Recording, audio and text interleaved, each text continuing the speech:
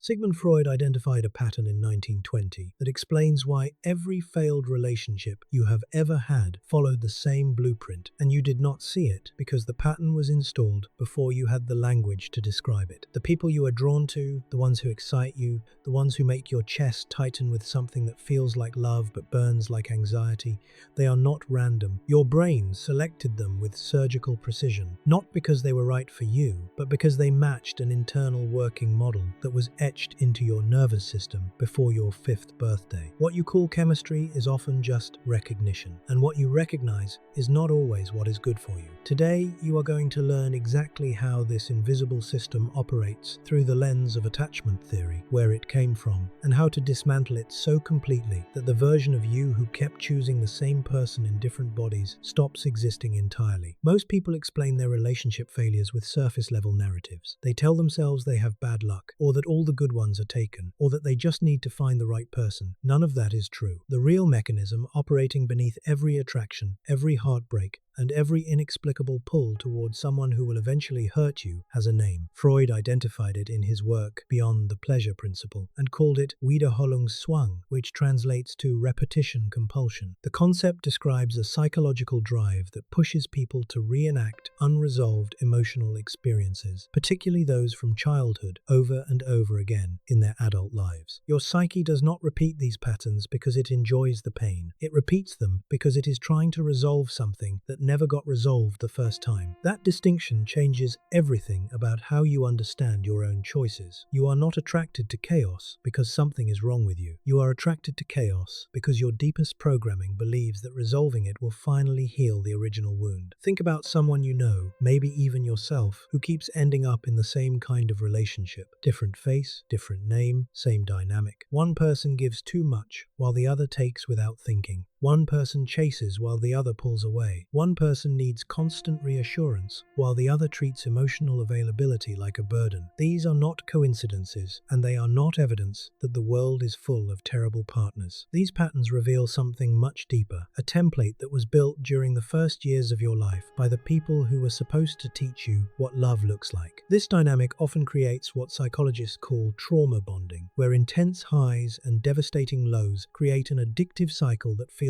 like passion but functions like a prison. John Bowlby, a British psychiatrist and psychoanalyst, spent decades researching the bond between infants and their primary caregivers, and his findings reshaped everything we know about human connection. Bowlby developed attachment theory across 3 volumes published between 1969 and 1980, titled Attachment and Loss, and his central discovery was that the quality of the bond a child forms with their caregiver in the first 2 years of life creates an internal working model, a mental blueprint for how all future relationships will operate. That blueprint does not expire. It does not soften with age or dissolve when you move out of your parents' house. It runs quietly in the background of every romantic decision you make for the rest of your life, unless you become aware of it and actively rewrite it through what neuroscientists now understand as neuroplasticity. Bowlby observed that children who received consistent, responsive care developed a sense of the world as fundamentally safe, while children whose caregivers were unpredictable, absent, or emotionally volatile developed survival strategies that prioritized managing the caregiver's mood over expressing their own needs. Those survival strategies were brilliant adaptations for a child who had no other options. They become prisons for the adult who carries them into every relationship without knowing they exist. Mary Ainsworth, a Canadian-American developmental psychologist who worked closely with Bowlby, designed an experiment in 1970 that made these invisible blueprints visible for the first time. She called it the strange situation, and the setup was deceptively simple. A mother and her infant entered an unfamiliar room filled with toys. A stranger entered. The mother left the room. The stranger attempted to comfort the child. The mother returned. What Ainsworth measured was not just how the child reacted to the mother leaving, but how the child responded when she came back. And those responses fell into distinct patterns that predicted relationship behavior decades into the future. Children with secure attachment welcomed their mothers back with relief,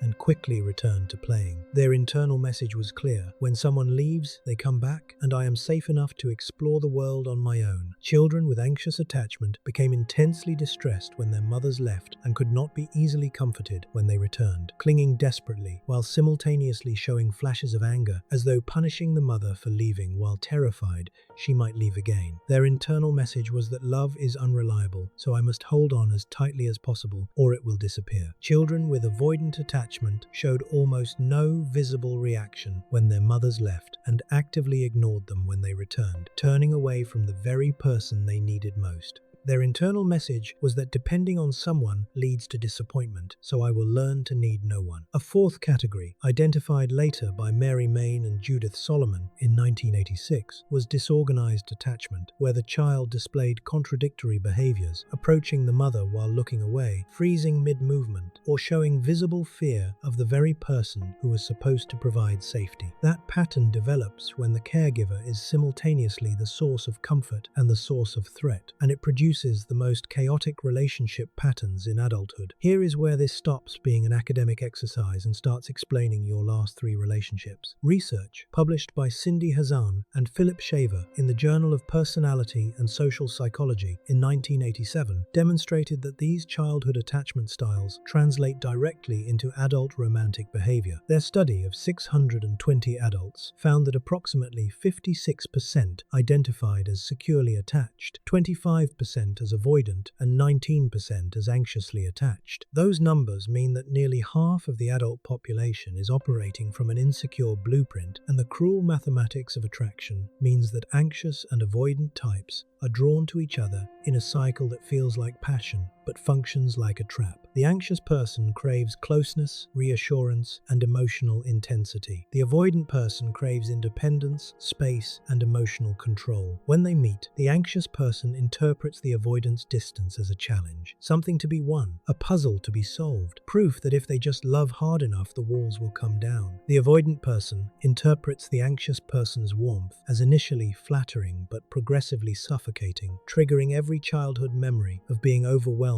by someone else's emotional needs. And so the dance begins. The anxious person pursues, the avoidant retreats, the pursuit intensifies, the retreat accelerates, and both people experience the emotional roller coaster that our culture has trained them to mistake for love. But that roller coaster is not love, it is activation of a wound. The highs feel extraordinary because the lows are devastating, and your nervous system cannot tell the difference between excitement and anxiety when both produce the same spike of cortisol and adrenaline flooding your bloodstream. Modern dating has amplified this dynamic to an almost unbearable degree. Dating apps operate on the same variable reward system that makes slot machines addictive, which means that even before you meet someone, your brain has already been primed for intermittent reinforcement. A match appears, a conversation starts, messages flow for 2 days, and then silence. Your brain lights up not when someone responds consistently, but when the pattern breaks, when the reply comes after hours of nothing, when attention reappears just as you are ready to delete the conversation. By the time you actually meet someone in person,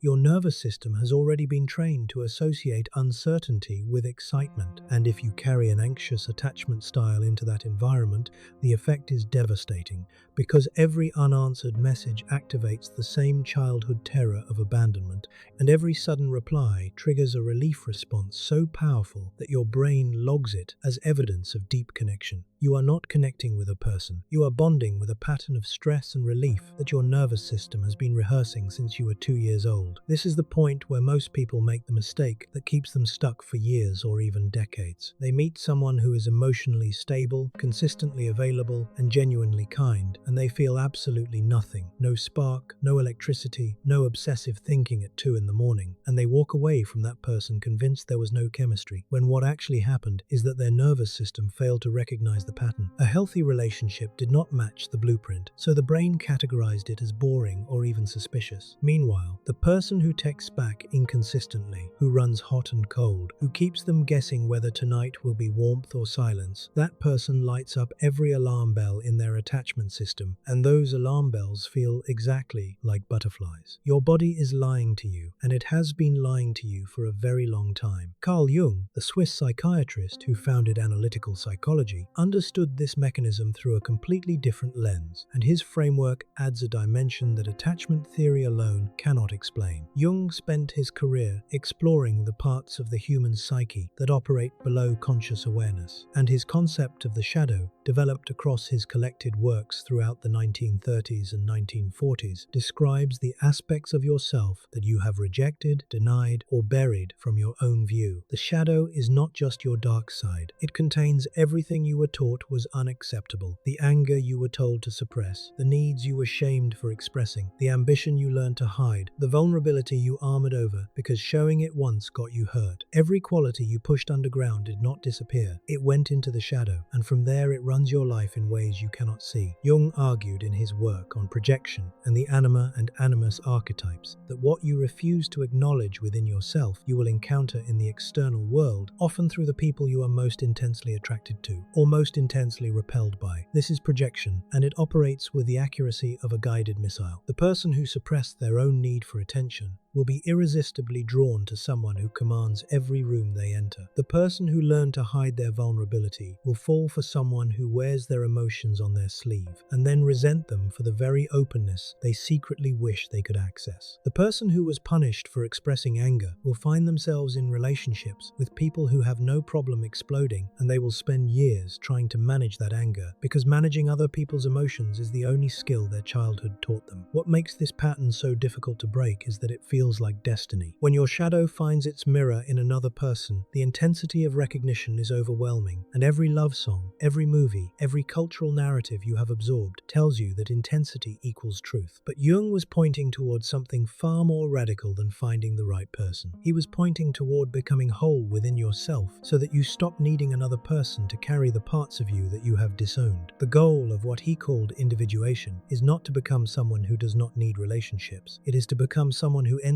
relationships from genuine desire rather than unconscious compulsion. Frida Kahlo lived this pattern at a scale that makes it impossible to ignore. Born in 1,907 inches, Coyoacán, Mexico, Kahlo endured polio at age 6 that left one leg thinner than the other, and at 18 she survived a catastrophic bus accident that shattered her spinal column, pelvis, collarbone, and right leg with injuries so severe she spent months immobilized in a full-body cast. When she married Diego Rivera in 1929, the muralist was already famous for both his artistic genius and his compulsive infidelity. Rivera betrayed Kahlo repeatedly throughout their marriage, including an affair with her own sister Cristina that nearly destroyed what remained of the relationship. They divorced in 1939, and yet Kahlo remarried him in 1940, stepping back into a dynamic she understood would hurt her because the pull of the familiar pattern was stronger than the evidence of its destruction. Her private diary and letters reveal a woman of extraordinary self-awareness, trapped in a cycle she could name but not escape. She once described Rivera as another terrible accident in her life, drawing an explicit line between the physical collision that shattered her body and the emotional pattern that kept drawing her back to a source of both love and pain. What makes Kahlo relevant here is not that she suffered. Plenty of people suffer. What matters is how she turned that pattern into self-knowledge. Her self-portraits, over 50 of them created across her career, became acts of radical self-examination. Each canvas forced her to look directly at herself, including the wounded parts, the angry parts, the parts that loved a man who could not be faithful,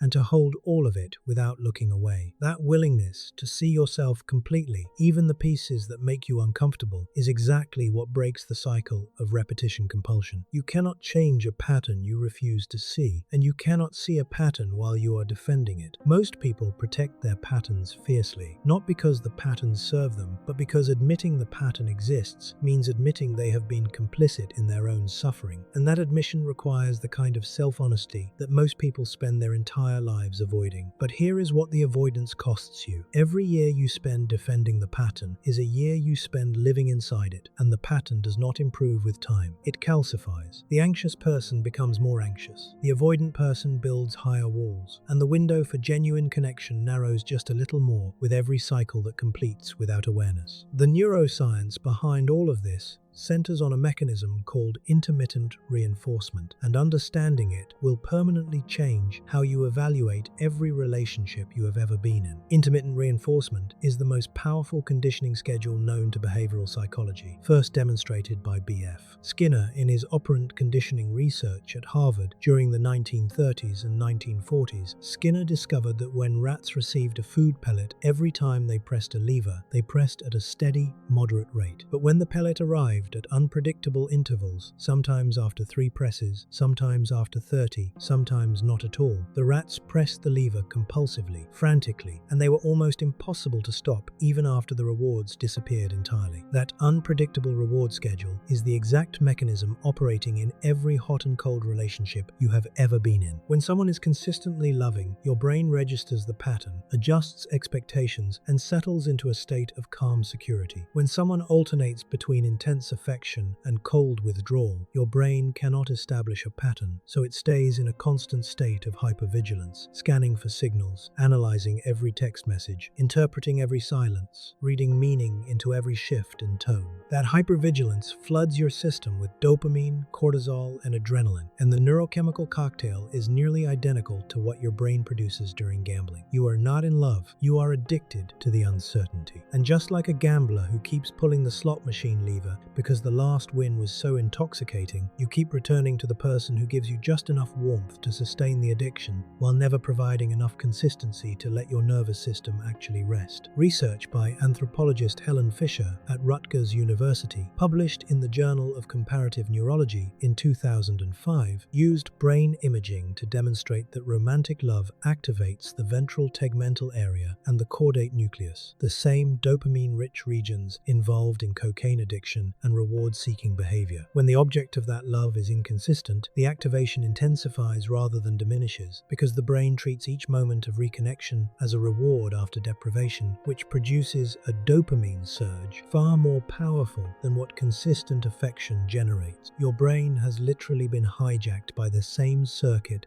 that drives substance dependency, and the substance is another person's unpredictable attention. Modern researchers like Bessel van der Kolk have shown in works like The Body Keeps the Score that these patterns literally live in the body's nervous system, creating what he calls body memories that respond to current situations as if they were past traumas. Breaking this pattern does not start with finding a better partner. It starts with understanding that the pattern lives inside you and that its roots go deeper than your last relationship or even the one before that. The work begins with 5 practices that, done consistently, dismantle the invisible architecture that has been choosing your relationships for you. The first practice is mapping your relationship history with honest eyes. Write down the last 3 to 5 serious relationships or intense attractions and look for the common thread, not in the other person's behavior, but in yours. What role did you play every time? Were you the one who pursued, gave too much, abandoned your own needs, and called it love? Were you the one who pulled away when things became real, who sabotaged connection the moment it required vulnerability, who left before you could be left? Were you the one who swung between desperate closeness and cold withdrawal, depending on which wound got triggered that week? The pattern you find is your attachment style operating in the wild,